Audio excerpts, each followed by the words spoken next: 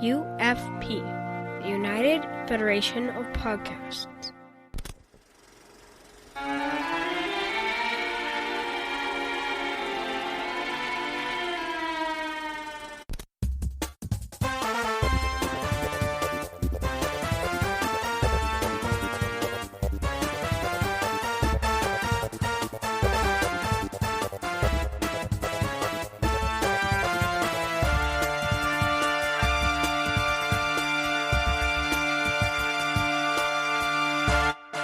Welcome to Fanchise Fatigue. I'm your host, Brandon-Shea, and this is the little podcast on the United Federation of Podcast Network, where your hosts watch movies, sequels, and remakes and discuss them for you. And tonight, we are going back, and we're doing what I think is really cool, because we're doing our first black and white movie. I'm actually very excited about this. And joining me to discuss this series of movies, which we'll get to in a second, is my good friend, Zach Moore. How are you doing, Zach? Well, konnichiwa, Brandon. Konnichiwa. Mushi mushi. Mushi mushi. Wishy wishy. They say that on them, too. I remember I was watching High and Low, which is another Kurosawa film, and they answer the phone mushi mushi. So my wife was in the room when we were watching that, and so for a while there, we still do it once in a while. We say mushi mushi when we say hello to each other. Very good. Very culturally sensitive, but moving on. What? It's just a word. Anyways, joining me and joining Zach, we've got ourselves a good friend. We're going to be talking about the Man with No Name series of movies, and our guest here, one of these movies is one of his favorite movies of all time. Joining us all the way from another dimension, Tom Elliott. Gentlemen, it's good to be on the show. Thanks for inviting me. I'm looking forward to getting into these ones. We are thrilled to have you here, and I was a little shocked because before we started recording there, when Tom joined us there, he had a hand in his mouth. He was eating this hand. It was really weird. really set the tone for the podcast to come, I think, being the first Definitely shot. Sets a mood. Definitely sets a mood for where we are and what we're doing, and this is a really bad place to be. So, Brandon, do you want to explain the franchise we're kind of going through and why we're going to be talking about three radically different kinds of movies? Because this is probably the most complicated franchise we've covered so far based off what we're covering. Yes. So we determined way back in the original episode 0 of Fanchise Fatigue, that we were going to cover franchises. And so we sat down and we're like, what's a franchise? And so we determined that franchises they have to be at least 3 movies, and they can include remakes. So the first time that we really tried to push the boundaries on this was with Pet Sematary, because Pet Sematary, the original, had an original and a sequel, and then there was a remake of the original. So it just barely squeaked by because the remake made 3. And so what we're doing now is I wanted to do some Westerns. So I reached out to Zach and I said, let's do a Western series, because I don't watch a lot of Westerns. I'd seen a couple recently. I recently saw The Searchers for the first time, and I thought it was really good. And so I said, let's do a Western. And I'm like, I'd never seen the Man with No Name trilogy. And I knew that it was a remake of a Japanese film called Yojimbo by Akira Kurosawa. And I've seen Yojimbo and its sequel, Sanjuro, many, many, many times. I love them. I think they're great. Akira Kurosawa is one of my favorite directors. Seven Samurai, which we may end up getting to on this podcast as well, is one of my favorite movies of all time. It's definitely in my top 5, probably in my top 3. I've got a huge poster of Seven Samurai on the wall. And Yojimbo is another samurai film with Toshiro Mifune in it, and it's fantastic. And it was remade, and I'm sure we'll talk about it in the trivia, probably when we get to Fistful of Dollars, but it was remade into Fistful of Dollars, and there was some interesting behind-the-scenes story about that. Now, our guest Tom, we wanted to have him on because Good, Bad, and the Ugly is one of his favorite movies of all time as well. And that's the third movie in the Clint Eastwood series of trilogies. So we've got a pair of movies, a trilogy of movies, plus another remake that we're going to be covering. So it's very interesting because we've got the minimum of 3. We're actually in 6, but there's 3 versions of the same film in this, which is kind of fascinating. So I think it'll be fun. Is that what you were looking for me to tell you? Yes, I think that makes it very clear. No, that was a very good explanation of what you're doing, of what we're doing, and so Tom, you want to be a part of this. We wanted you to be on the podcast. You want to be a part of this conversation. Why don't you speak to how dear this franchise is to your heart, or at least one of the movies? Well, I kind of get the best of both worlds with doing this series. One, like Brandon said, The Good, the Bad, and the Ugly is probably my favorite movie of all time. And that era of spaghetti, I'm not a big Western fan, but the spaghetti Westerns, I like that kind of grimy aesthetic they have, the more violent, edgy Westerns. But Kurosawa is a big hole in my film kind of knowledge. I've never really explored any of these movies, so this is a real education, and I'm glad to be able to do that. I'm not so sure about the Bruce Willis one, but we'll get there. But, so yeah, this is the best of both worlds. I get educated, and I get to talk about some movies that I love too. Mm-hmm. Awesome, yeah. Yeah, and I think it's kind of interesting, too, because the three of us are coming at this series of movies from completely different perspectives. So, Tom, you've seen the Man with No Name trilogy probably many times, and you've never seen the Kurosawa films. That's right. And I've seen the Kurosawa films many times, but never seen the Man with No Name trilogy. And then Zach hasn't seen any of them. So we're all kind of coming at this from a new person's perspective from some of them.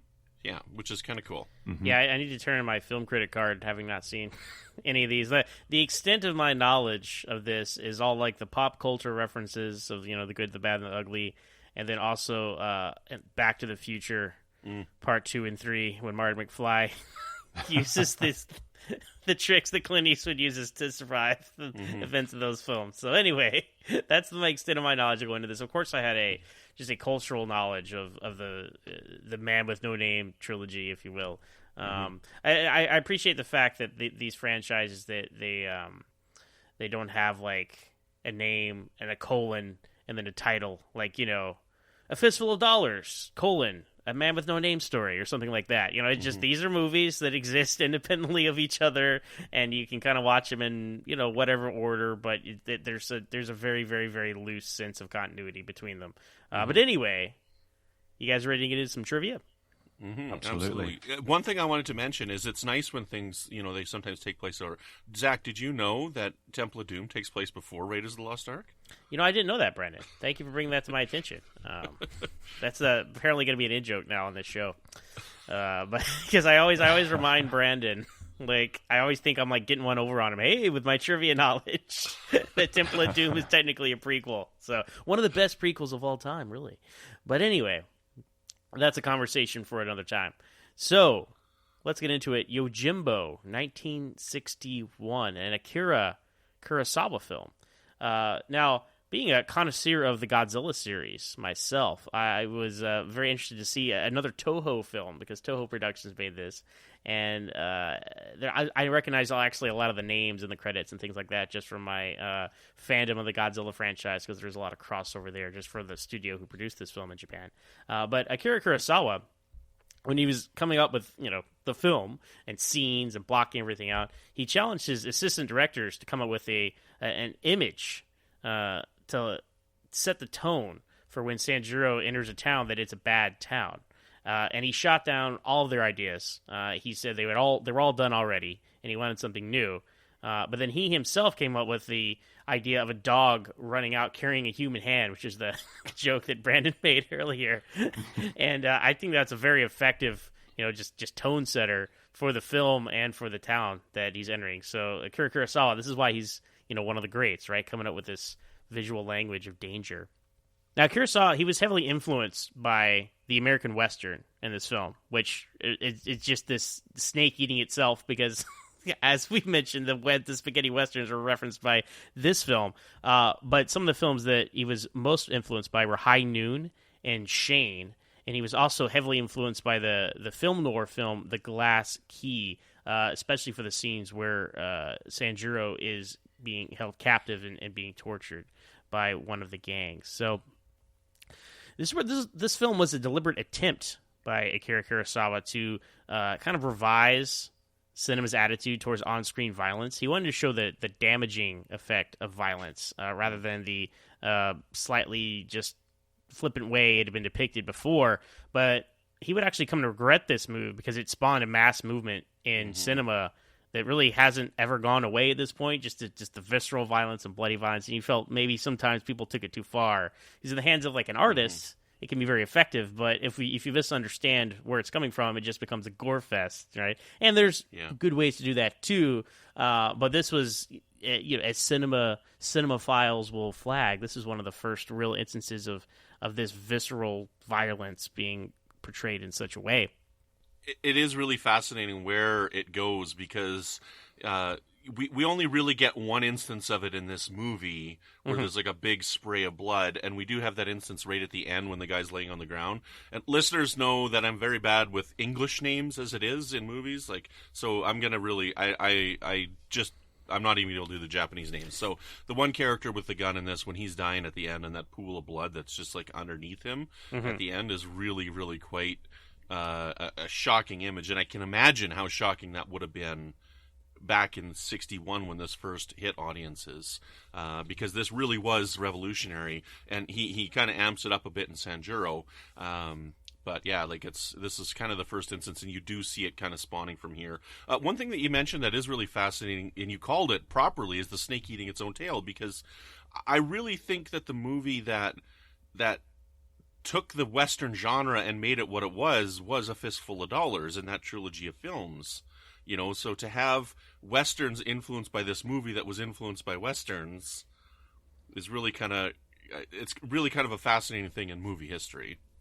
Yeah, it's a predestination paradox, Brandon. It's like the Terminator franchise. So. Yes, but now, Akira Kurosawa, when he was directing Toshiro Mifune about his character, he explained to him that his character was like a wolf or a dog. And so inspired by this direction, Mifune came up with the trademark shoulder twitch, similar to how like a dog would try to get fleas off its back or something like that. And that's the kind of stuff that he would bring to the role. And he has a very distinctive walk, and we spent a lot of time kind of like behind him. The whole introduction, opening credits of the film is him walking along, and he has these kind of motions, and so that's just a little take of the character that he brought to the role. And speaking of Mifune, though, he arrived to the set late one day, and then Kurosawa pretty much chewed him out, made a point of him to everyone, and then Mifune made it a point himself after that to be ready on set at 6 a.m. every day in full makeup and costume for the rest of the film shooting schedule. So Kurosawa kind of, I guess, put him in his place, and he stayed in line the rest of the film. So that's just a funny turn there, because at this point, Mifune, he's a pretty big name, and maybe he thought, hey, I'm gonna be in my trailer, I don't know, right? But two huge names in cinema coming at it, and Kurosawa came out on top on that power struggle, if there ever was one. Little do we know that the actual reason for his tardiness was diarrhea. There we go. Classing it up as always, Brandon. Thank you for that analysis and conjecture. But now, speaking of the name of the samurai in this film, he doesn't have a name. He is the man with no name. But when asked a name, and this is, as I understand it, happens in both films, this and its sequel, when he's asked his name, he calls himself Kuwabatake Sanjuro.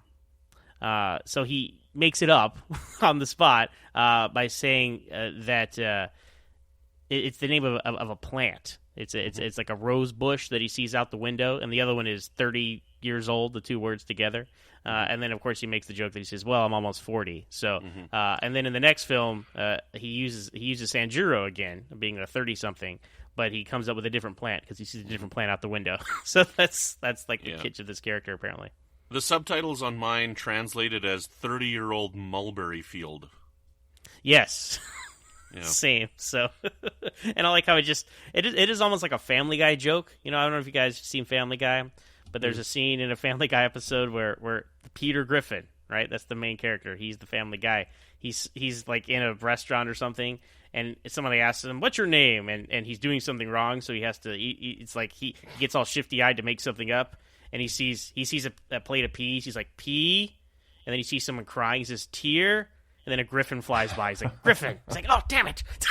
So that's kind of what that reminded me of. So. That's probably where it came from, yeah. Anyway, do you guys like the fact that he has no name? I mean, not to get, we'll talk about the film itself, but we're on that point of trivia. Like, does it add a certain intrigue and mystique, Tom,